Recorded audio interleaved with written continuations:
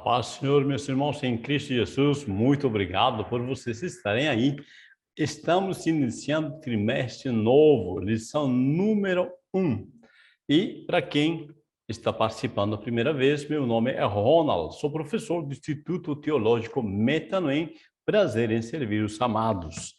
E eu lembro que você pode acessar esses slides, está embaixo do vídeo um link em PDF ou em PowerPoint para você poder usar na tua EBD. Amém? Então vamos lá, lição número 1, o maravilhoso propósito da salvação.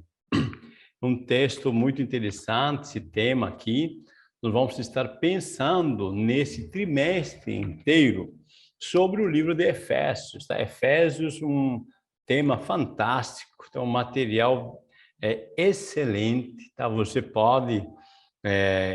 eu, pelo menos, guardo esses vídeos para mim, né? Porque tem muito material que a gente pode usar o resto da vida, ok? Então, vamos lá, Efésios capítulo 1, versículo 4, é o nosso texto áureo. Diz assim, como também nos elegeu nele antes da fundação do mundo, para que fôssemos santos e irrepreensíveis diante dele em amor. Tá? Nosso tema, né, dessa lição número 1, né, é o maravilhoso propósito da salvação. Então, vamos lá no nosso texto áureo, já lemos, nossa verdade aplicada agora, diz, Deus nos deixou essa epístola para revelar a grandeza de seu plano de salvação, um projeto elaborado antes de tudo existir. Temos 3 objetivos: ensinar acerca do conteúdo da epístola aos Efésios, mostrar os benefícios da graça em Jesus Cristo e explicar como nos tornamos filhos de Deus pela adoção. Texto de referência, Efésios capítulo 1, versículos 1, 2, 3, 5 e 6. Amém? Você lê aí que eu já vou para a introdução. A narrativa paulina da epístola escrita aos Efésios nos revela o maravilhoso plano de salvação idealizado por Deus desde a fundação do mundo. Tá? Isso aqui é fantástico, irmãos. Quando nós pensamos que a igreja, tá, não é algo que acontece por acaso, né? Quando a gente percebe que a igreja já existe na mente de Deus, tá? Antes de todos os tempos, né? A gente já percebe, tá, que a igreja já faz parte do plano de Deus, né? É chamado dentro da teologia o plano epigenético. Bom, nos conhecendo aqui a Epístola aos Efésios, né? Primeira parte. A Epístola aos Efésios, a apresentação do mistério de Cristo e da igreja e a essência da epístola. A Epístola aos Efésios relata a fantástica história da salvação humana, né? Então, quando nós pensamos, irmãos, em igreja, tá? Eu gostaria que você percebesse dentro do conceito igreja, né? A igreja é onde existe comunhão homem-Deus, né? O homem e Deus, tá, estão em comunhão, isso é igreja. Tá? E a gente, quando pensa em algum momento na história da humanidade, onde Deus e homem tinham comunhão, logo nossa mente já vai para o Jardim do Éden. Você lembra muito bem que todas as tardes, tá, Deus ia ao jardim e o homem ia para o jardim e eles se encontravam, né? Então, o jardim, tá, é o que nós chamamos teologicamente de igreja-jardim. Tá? É um momento onde tem a comunhão homem e Deus. Então, a história da salvação do ser humano, tá, é algo planejado já bem antes de tudo isso existir. Tá? E a igreja existe dentro desse conceito. A Epístola aos Efésios, o que nós vamos entender, tá, irmãos? Estamos conhecendo, nessa lição número 1, vamos conhecendo os pontos gerais da Epístola.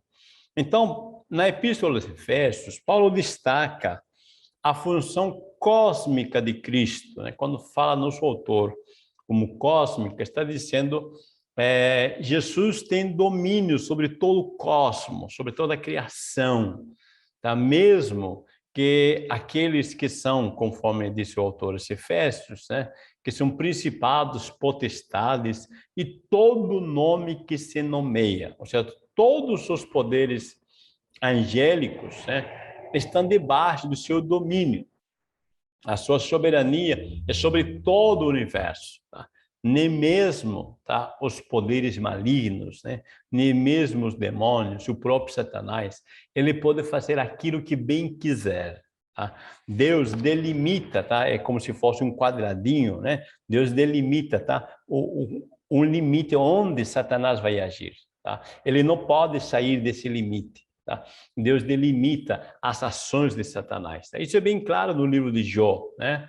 Quando Deus vai permitindo algumas questões. Tá? E toda essa permissão de Deus tem todo um propósito. Tá? Nada acontece por acaso. A igreja é o resultado da obra salvífica de Cristo. Então, na mente de Deus, tá? A igreja, né? Ela não é simplesmente, tá? É algo que vem a existir, né? Como por muito tempo se pensou que a igreja passa a existir, né, somente em atos, né?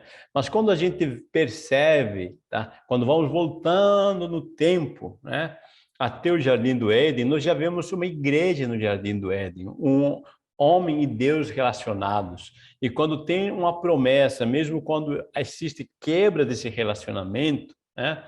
E Deus, aliás, prega o proto-evangelho para Adão e Eva, tá? Eles pregam o evangelho, diz que há de vir um, que há de pisar a cabeça da serpente. Aí nós temos uma promessa, tá? Essa é a semente da promessa.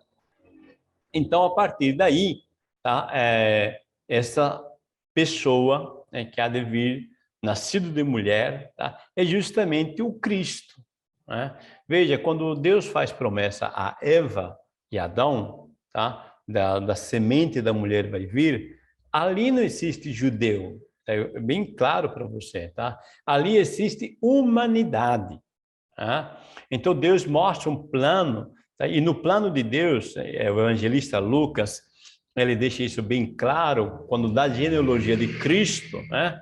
Ele vai descendo, descendo, chega em Davi, vai descendo para Abraão, de Abraão vai para Adão, e de Adão, ele diz assim, e Adão, filho de Deus. Tá? Então, Jesus Cristo é descendente de Adão, ou seja, da humanidade, né? Ele é mais do que simplesmente judeu. Tá? Então, na mente de Deus, a igreja sempre foi composta, tá, por todos os seres humanos.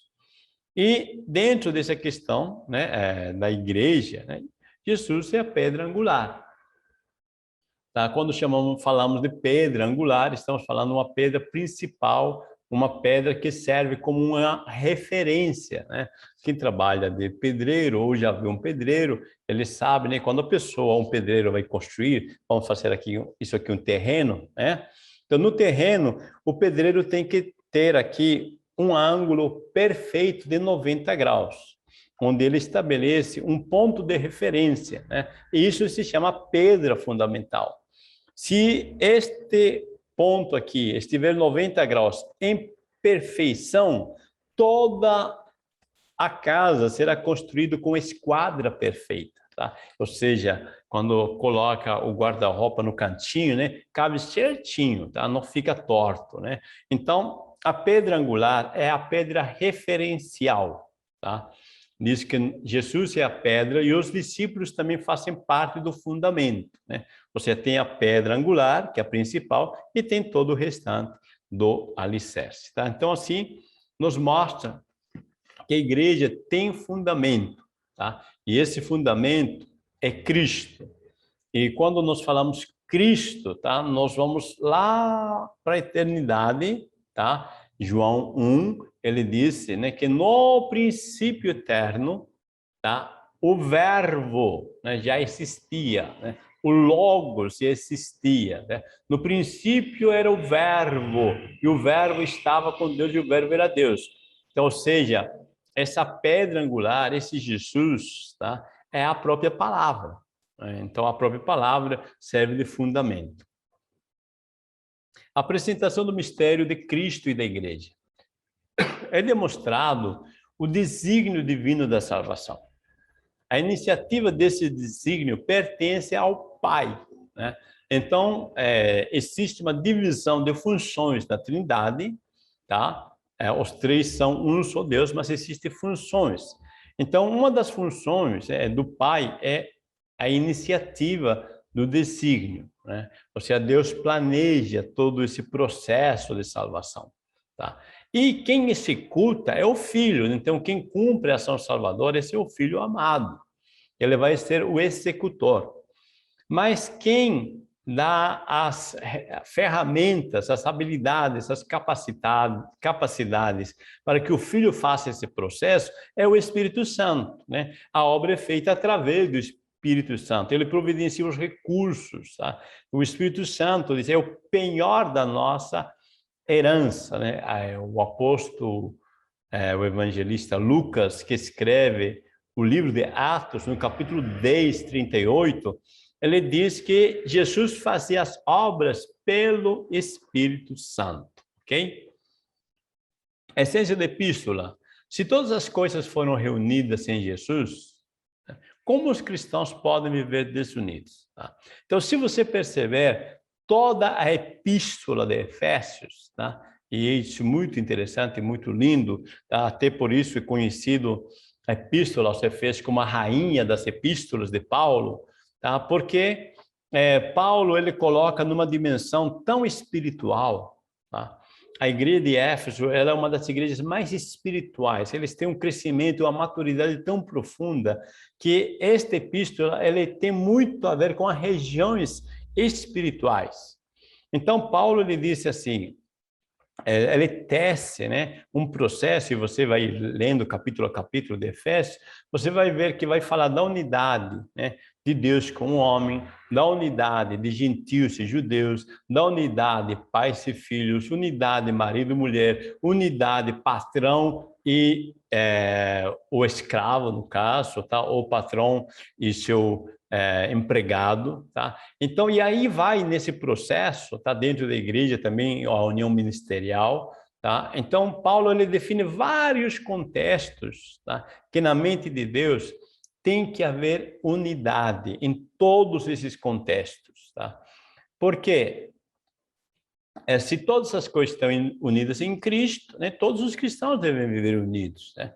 Então, Paulo ele coloca duas metáforas em relação à igreja, o corpo e o edifício, tá? Um corpo, né, se tem algum elemento, tá, que ele está fazendo mal ao corpo, vamos dizer assim, um câncer, tá? Um câncer é o quê? É quando uma célula, né, ela está agindo por conta própria, sem estar submetida, tá?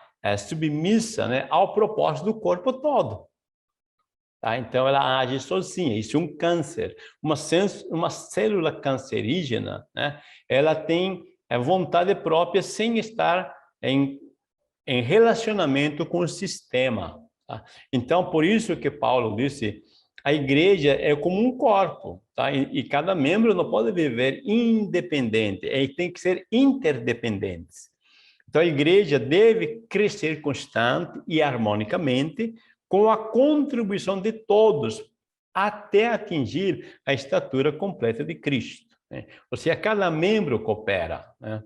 Então, as tuas mãos podem ter preparado o almoço, né? As tuas mãos podem ter levado o almoço para a tua boca, tá? E a tua boca mastigou, processou, mas foi teu estômago que trabalhou internamente, né? Aí depois se distribuído por todo o sistema do teu corpo, tá? Então, cada parte faz seu papel para crescimento. Então, Paulo vai deixar muito claro isso nessa epístola, a necessidade da unidade. Os privilégios concedidos por Jesus Cristo, graça e paz, a fonte de onde tudo se origina, e abençoados com todas as bênçãos espirituais. Paulo sabia reconhecer perfeitamente que Deus era a verdadeira fonte de onde tudo se origina, tá? Isso é muito importante você perceber, tá? Então, Paulo, tá? Ele sabe reconhecer, né? Quem é a fonte, tá? É muito interessante isso, tá? Quando a gente percebe que Deus é a fonte, tá? De tudo em nossa vida. Então, graça e paz. Graça e paz era uma saudação muito comum na igreja primitiva, e a palavra graça possui dois conceitos, pelo menos. Um, que é o dom imerecido, né? Então, a graça é um dom, é um presente, tá? É a manifestação da generosidade de Deus. E já também, a graça significa ou retrata algo amável, né? É quando a pessoa está vivendo o melhor da vida, né? É o encanto da vida cristã, né? Quando a gente recebe Cristo, há uma mudança, há uma vida diferente, se você se sente diferente. O termo paz, tá, nesse contexto, significa tudo o que se relaciona com o bem supremo do homem. Então, quando nós temos a graça e a paz nesse contexto, está falando de uma paz assim profunda interior, uma paz que não depende de fatores externos. É muito importante que você entenda isto, tá? A paz na vida do cristão, tá? Deve ser uma paz, tá? Que não depende de contextos externos. Porque mesmo que aqui externamente esteja um rebuliço, tá? Mesmo que aqui, né, externamente, aqui fora, tá, esteja tendo problemas, dificuldades, mas aqui dentro tem uma paz. Essa paz está fundamentada justamente, né, na compreensão de que todas as coisas contribuem para o bem daqueles que amam a Deus. A fonte de onde tudo se origina, né, Cristo, né? Paulo, o apóstolo de Jesus Cristo, pela vontade de Deus. Aí então ele coloca no capítulo 2, porque pela graça sois salvos, por meio da fé.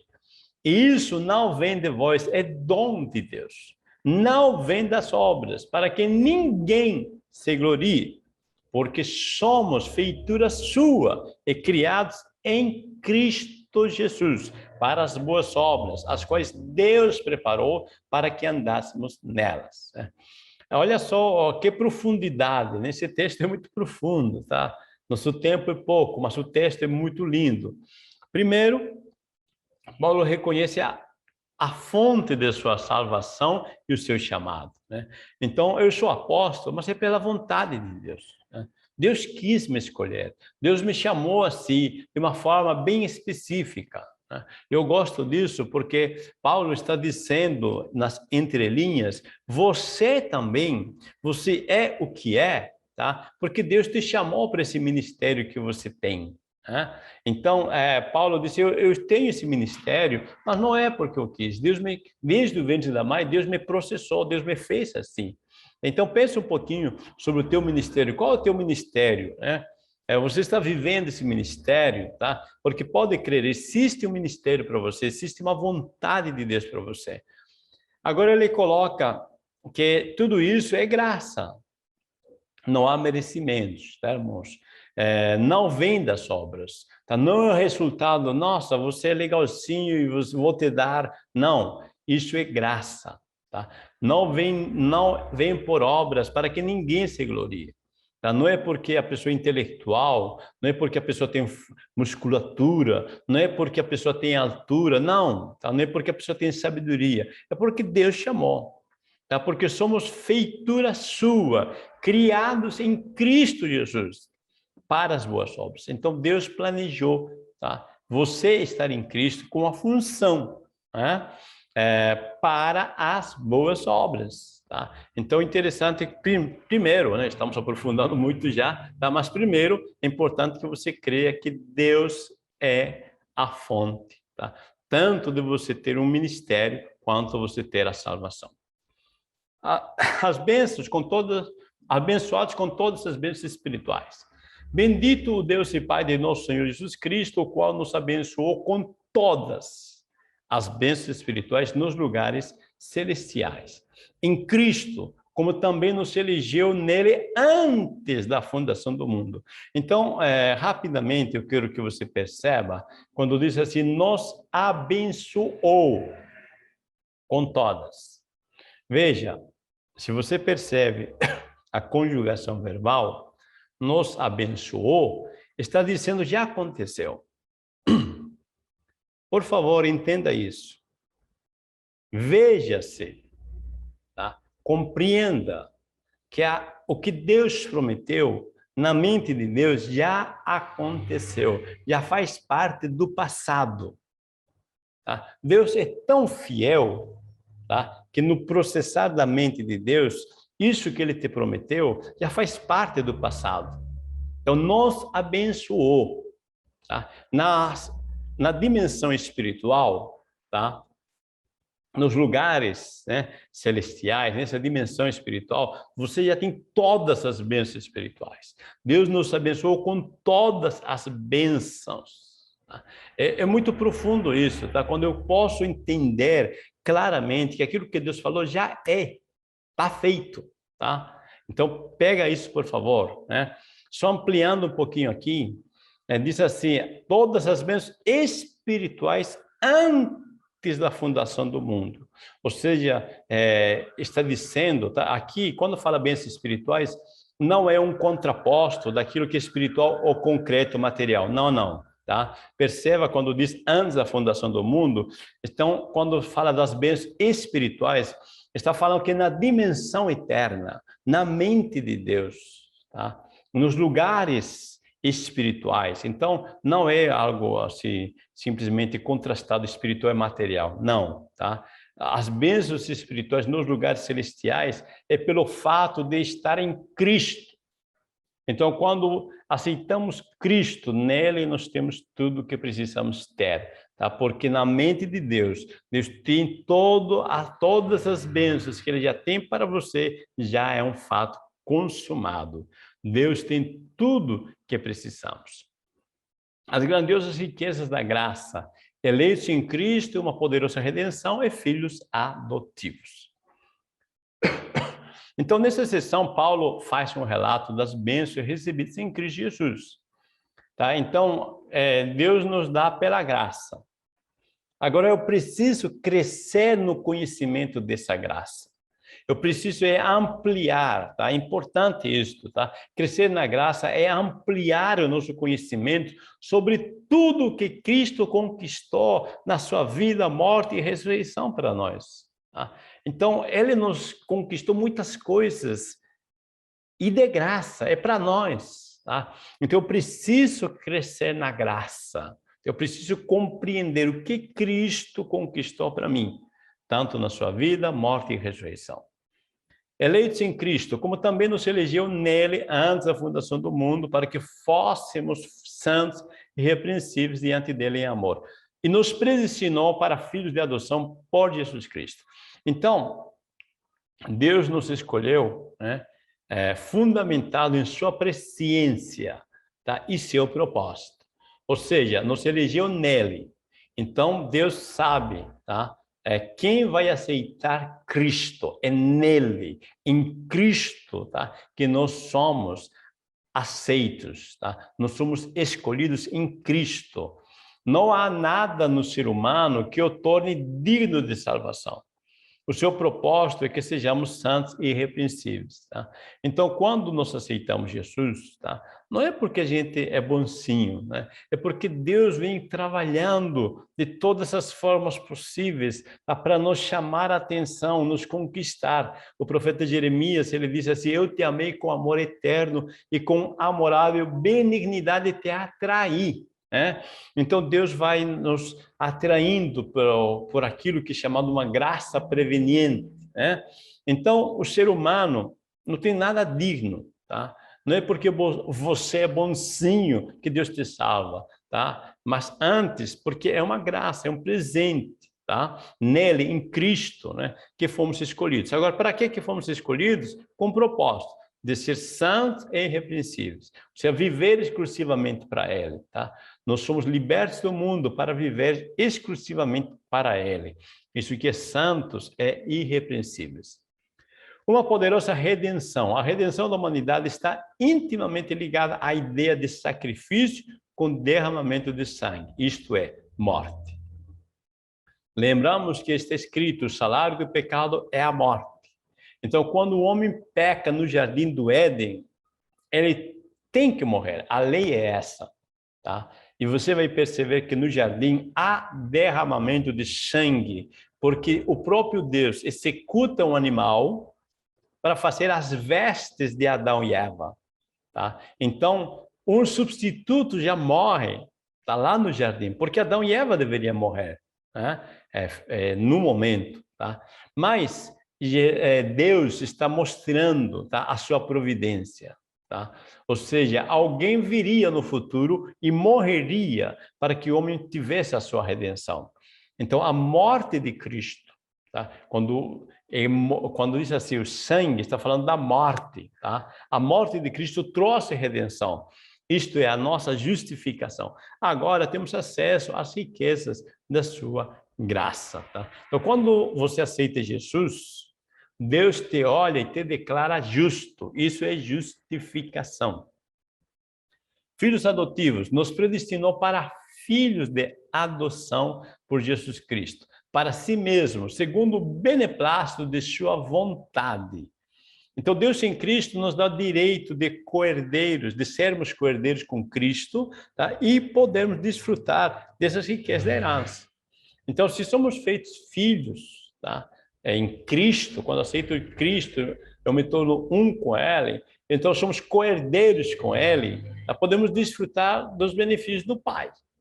Então, ser cristão, tá? Não é ter uma religião meramente. Ser cristão é você ser filho, e como filho, você desfrutar dos benefícios de estado de filho, tá? Se você tem filhos, você deve saber, né? Como que um filho, né, em casa tem a sua liberdade, né? Então, normalmente, né, um filho, ele não pede, né, com rogos para pegar um pão no café. Simplesmente pega o pão e come, né? Então, vamos nos entender como filhos, tá? Vamos nos comportar como filhos, vamos pensar como filhos, porque para isso é que Jesus veio morrer na cruz, para que nós tenhamos esta posição, esse estado de filhos e desfrutar assim das riquezas da sua herança. Amém? Meus amados, nós aprendemos aqui, ensinamos acerca do conteúdo da Epístola aos Efésios, mostramos os benefícios da graça em Jesus Cristo e explicamos como nós tornamos filhos de Deus pela adoção. Amém? Então, Deus vos abençoe, meus amados. Deixe seu like, na sua curtida, compartilhe. Você que não é inscrito, inscreva-se em nosso canal e desejo para você uma boa EBD. Deus vos abençoe, a paz do Senhor Jesus.